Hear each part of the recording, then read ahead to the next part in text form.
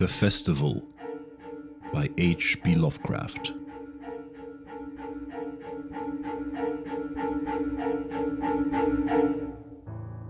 I was far from home, and the spell of the eastern sea was upon me. In the twilight, I heard it pounding on the rocks, and I knew it lay just over the hill where the twisting willows writhed against the clearing sky and the first stars of evening. And because my fathers had called me to the old town beyond, I pushed on through the shallow, new-fallen snow along the road that soared lonely up to where Aldebaran twinkled among the trees, on toward the very ancient town I had never seen but often dreamt of.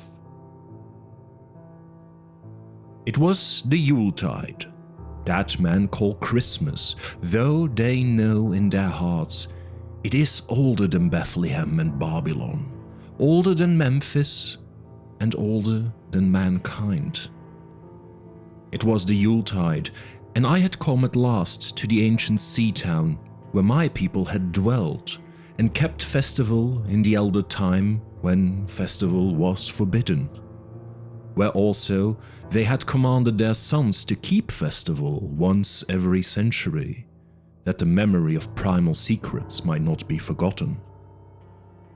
Mine were an old people, and were old even when this land was settled 300 years before.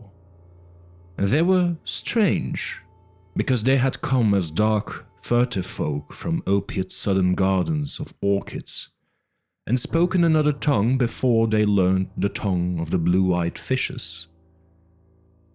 And now they were scattered, and shared only the rituals of mysteries that none living could understand. I was the only one who came back that night to the old fishing town as legends bade, for only the poor and lonely remember. Then, beyond the hill's crest, I saw Kingsport, outspread frostily in the gloaming. Snowy Kingsport, with its ancient vanes and steeples, rich pools and chimney pots, wharves and small bridges, willow trees and graveyards, endless labyrinths of steep, narrow, crooked streets, and dizzy church-crowned central peak that time durst not touch. Ceaseless mazes of colonial houses piled and scattered at all angles and levels like a child's disordered blocks. Antiquity hovering on grey wings over winter-whitened gables and gambrel roofs. Fanlights and small paint windows, one by one gleaming out in the cold dusk to join Orion and the archaic stars. And against the rotting wharves, the sea pounded. The secretive, immemorial sea out of which the people had come in the elder time. Beside the road, at its crest, a still higher summit rose, bleak and wind-swept. And I saw that it was a burying ground where black gravestones stuck ghoulishly through the snow like the decayed fingernails of a gigantic corpse. The printless road was very lonely, and sometimes I thought I heard a distant horrible creaking as of a gibbet in the wind. They had hanged 4 kinsmen of mine for witchcraft in 1692, but I did not know just where. As the road wound down the seaward slope, I listened for the merry sounds of a village at evening, but did not hear them. Then I thought of the season, and felt that these old Puritan folk might as well have Christmas customs strange to me, and full of silent, hearthside prayer.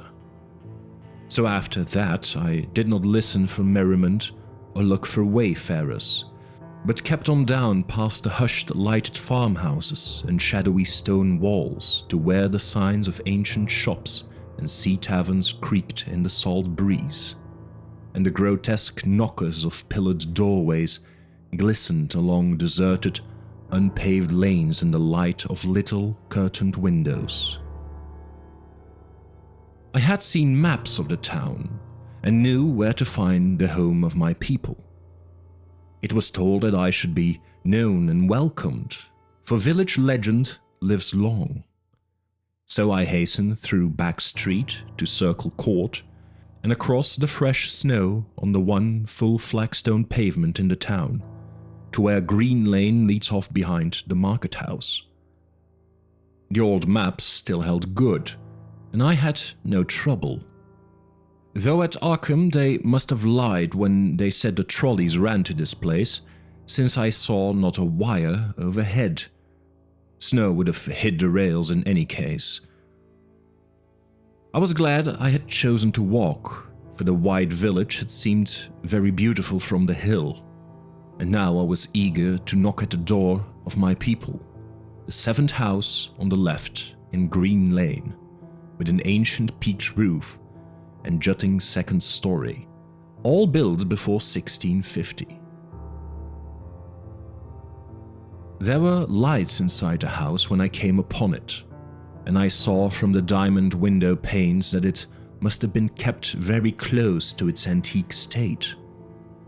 The upper part overhung the narrow grass-grown street and nearly met the overhanging part of the house opposite, so that I was almost in a tunnel, with the low stone doorstep wholly free from snow. There was no sidewalk, but many houses had high doors, reached by double flights of steps with iron railings. It was an odd scene, and because I was strange to New England, I had never known its like before. Though it pleased me, I would have relished it better if there had been footprints in the snow, and people in the streets, and maybe a few windows without drawn curtains. When I sounded the archaic iron knocker, I was half afraid. Some fear had been gathering in me, perhaps because of the strangeness of my heritage and the bleakness of the evening, and the queerness of the silence in that aged town of curious customs. And when my knock was answered, I was fully afraid, because I had not heard any footsteps before the door creaked open. But I was not afraid long, for the gowned, slippered old man in the doorway had a bland face that reassured me. And though he made signs that he was dumb, he wrote a quaint and ancient welcome with the stylus and wax tablet he carried.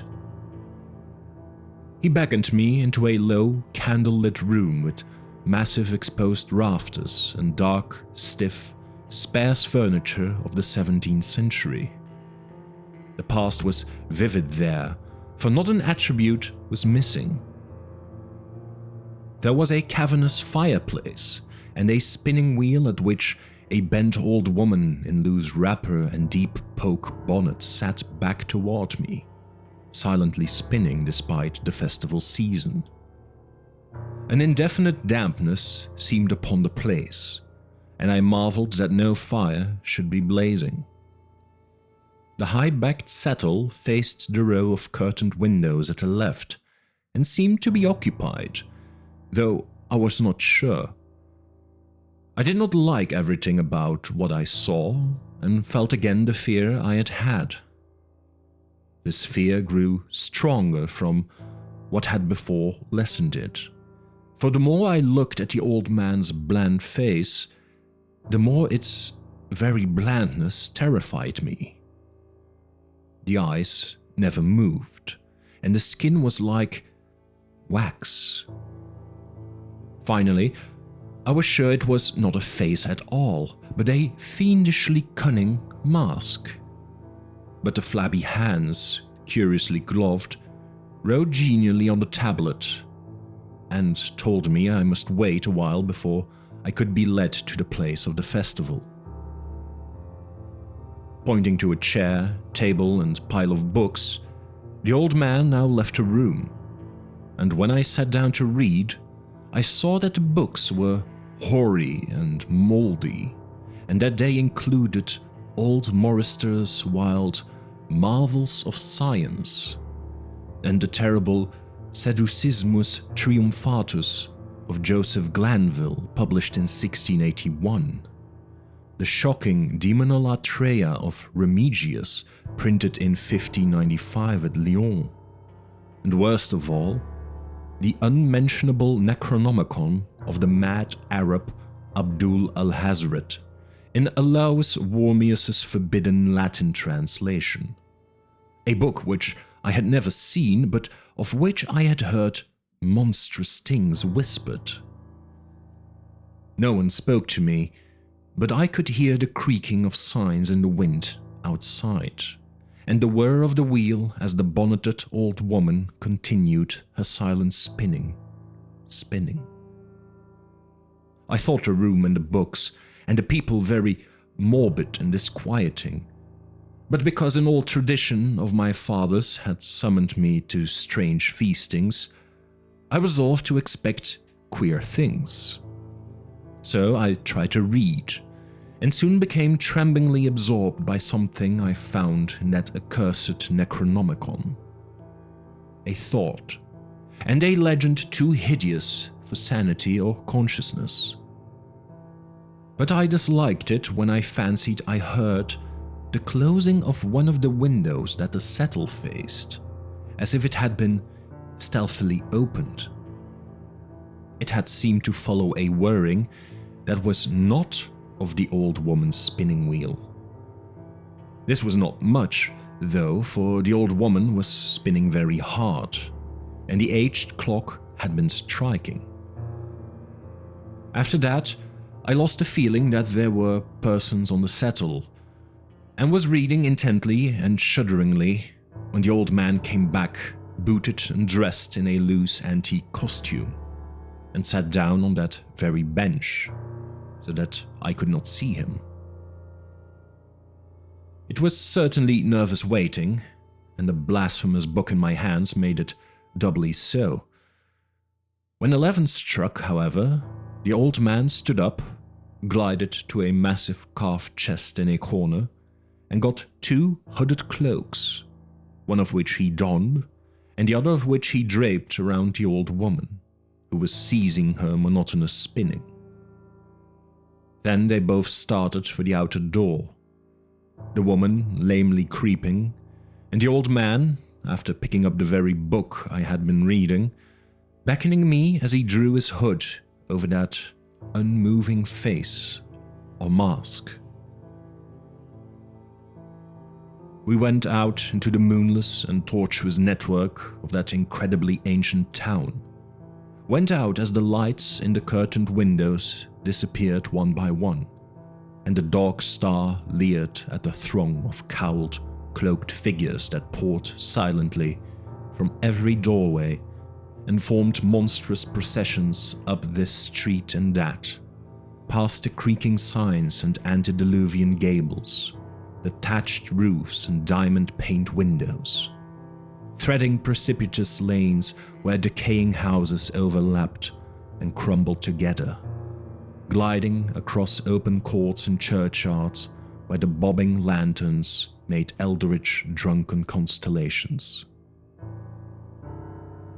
Amid these hushed throngs, I followed my voiceless guides, jostled by elbows that seemed preternaturally soft, and pressed by chests and stomachs that seemed abnormally pulpy, but seeing never a face and hearing never a word.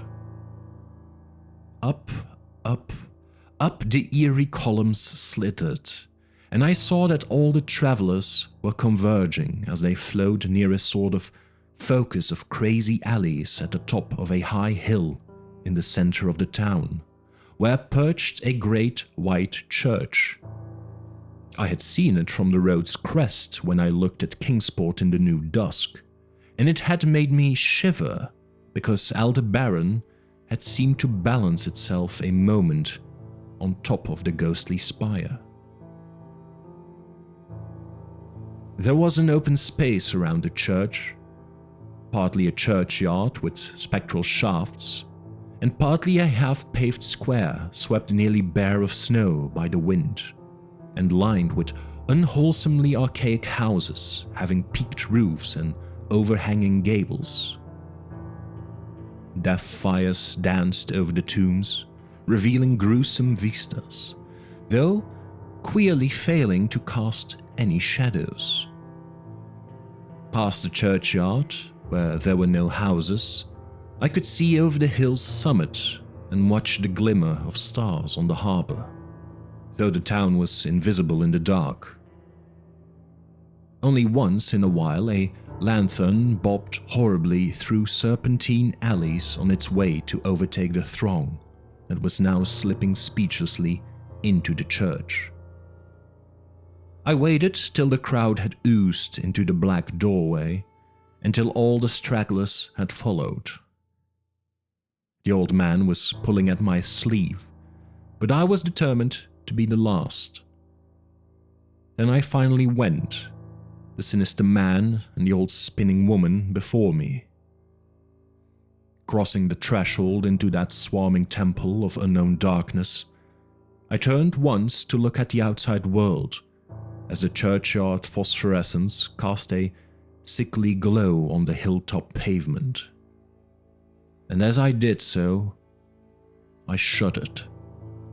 For though the wind had not left much snow, a few patches did remain on the path near the door, and in that fleeting backward look, it seemed to my troubled eyes that they bore no mark of passing feet, not even mine. The church was scarce lighted by all the lanthorns that had entered it, for most of the throng had already vanished. They had streamed up the aisle between the high white pews to the trapdoor of the vaults, which yawned loathsomely open just before the pulpit, and were now squirming noiselessly in. I followed dumbly down the foot-worn steps and into the dank, suffocating crypt. The tale of that sinuous line of night marches seemed very horrible, and as I saw them wriggling into a venerable tomb, they seemed more horrible still.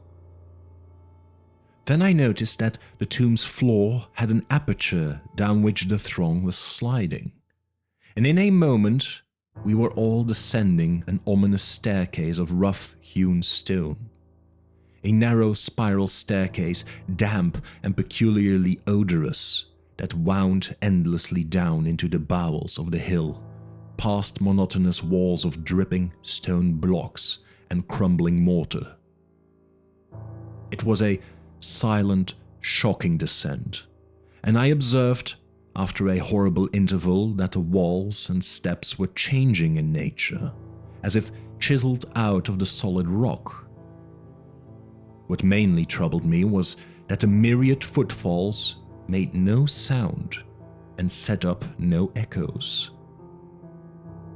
After more eons of descent, I saw some side passages or burrows leading from unknown recesses of blackness to this shaft of nighted mystery. Soon they became excessively numerous, like impious catacombs of nameless menace, and their pungent odor of decay grew quite unbearable. I knew we must have passed down through the mountain and beneath the earth of Kingsport itself, and I shivered that a town should be so aged and maggoty with subterraneous evil.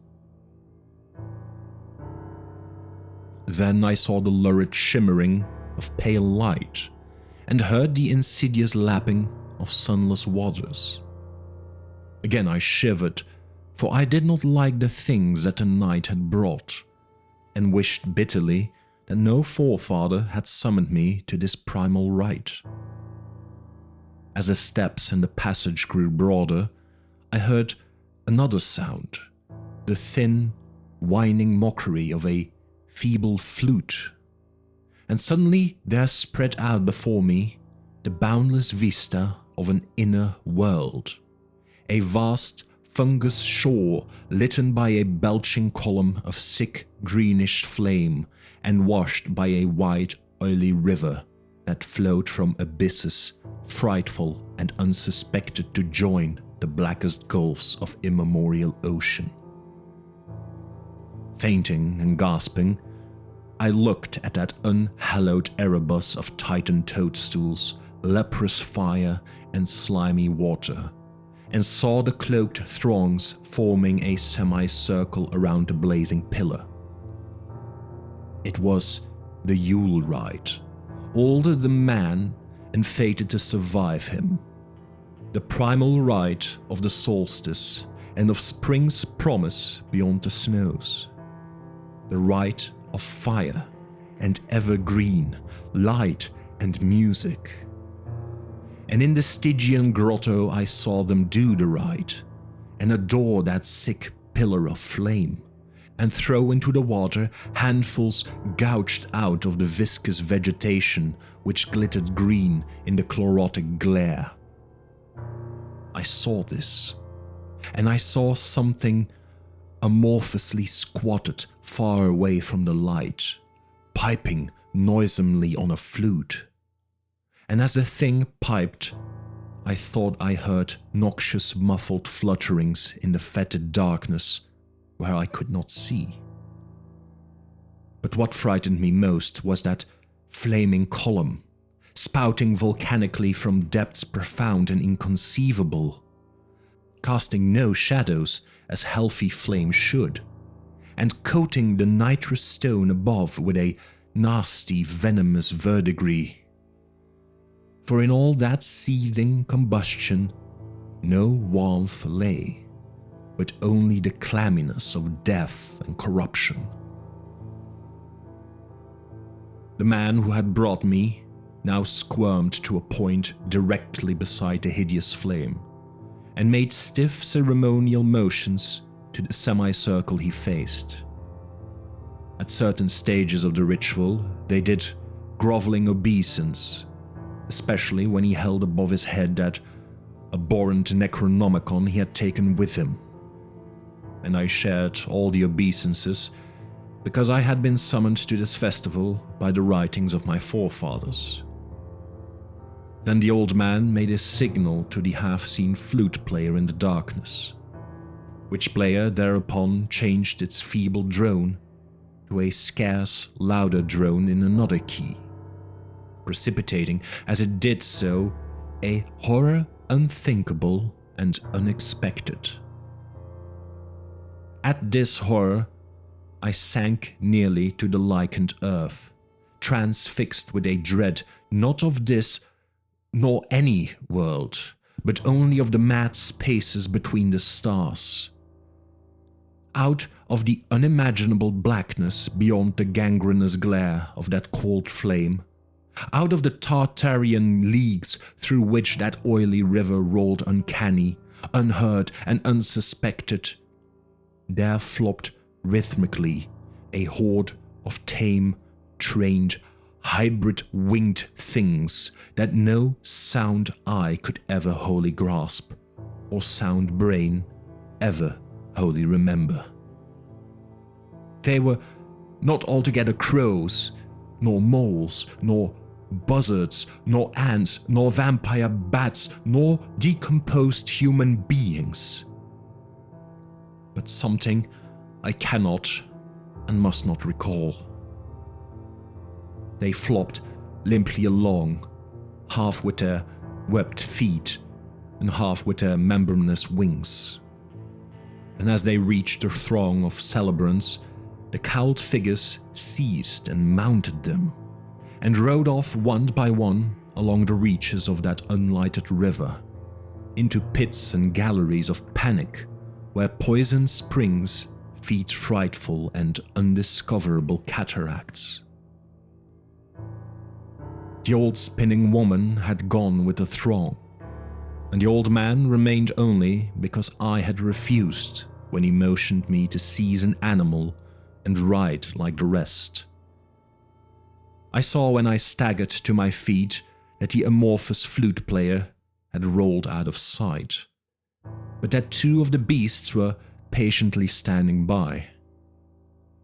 As I hung back, the old man produced his stylus and tablet and wrote that he was the true deputy of my fathers who had founded the Yule worship in this ancient place. That it had been decreed I should come back, and that the most secret mysteries were yet to be performed. He wrote this in a very ancient hand, and when I still hesitated, he pulled from his loose robe a seal ring and a watch, both with my family arms, to prove that he was what he said. But it was a hideous proof, because I knew from old papers that that watch had been buried with my great-great-great-great-grandfather in 1698. Presently, the old man drew back his hood and pointed to the family resemblance in his face, but I only shuddered, because I was sure that the face was merely a devilish waxen mask. The flopping animals were now scratching restlessly at the lichens, and I saw that the old man was nearly as restless himself. When one of the things began to waddle and edge away, he turned quickly to stop it, so that the suddenness of his motion dislodged the waxen mask from what should have been his head. And then, because that nightmare's position barred me from the stone staircase down which we had come, I flung myself into that oily underground river that bubbled somewhere to the caves of the sea, flung myself into that putrescent juice of earth's inner horrors before the madness of my screams could bring down upon me all the charnel legions these pest gulfs might conceal. At the hospital, they told me I had been found half frozen in Kingsport harbor at dawn, clinging to the drifting spar that accident sent to save me. They told me I had taken the wrong fork of the hill road the night before and fallen over the cliffs at Orange Point, a thing they deduced from prints found in the snow. There was nothing I could say, because everything was wrong. Everything was wrong with the broad window showing a sea of roofs in which only about 1 in 5 was ancient, and the sound of trolleys and motors in the streets below. They insisted that this was Kingsport, and I could not deny it. When I went delirious at hearing that the hospital stood near the old churchyard on Central Hill, they sent me to St. Mary's Hospital in Arkham, where I could have better care. I liked it there, for the doctors were broad-minded and even lent me their influence in obtaining the carefully sheltered copy of Alhazred's objectionable Necronomicon from the library of Miskatonic University. They said something about psychosis and agreed I had better get any harassing obsessions off my mind. So I read again that hideous chapter and shuddered doubly because it was indeed not new to me. I had seen it before. Let footprints tell what they might, and where it was I had seen it were best forgotten. There was no one in waking hours who could remind me of it, but my dreams are filled with terror, because of phrases I dare not quote. I dare quote only one paragraph, put into such English as I can make from the awkward Low Latin. The nethermost caverns, wrote the mad Arab, are not for the fathoming of eyes that see, for their marvels are strange and terrific. Curse the ground where dead thoughts live new and oddly bodied, and evil the mind that is held by no head. Wisely did Ibn Shasabak say that happy is the tomb where no wizard hath lain, and happy the town at night whose wizards are all ashes. For it is of old rumour that the soul of the devil bought hastes not from his charnel clay, but fats and instructs the very worm that gnaws, till out of corruption horrid life springs, and the dull scavengers of earth wax crafty to vex it, and swell monstrous to plague it.